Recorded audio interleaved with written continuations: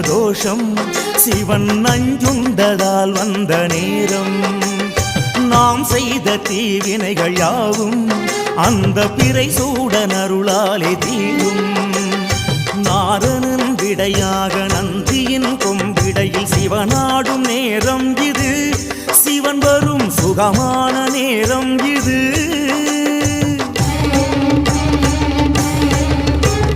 கருணாகரன் சுத்த சிவமானவன் கருணை பொழிகின்ற நேரம் இது.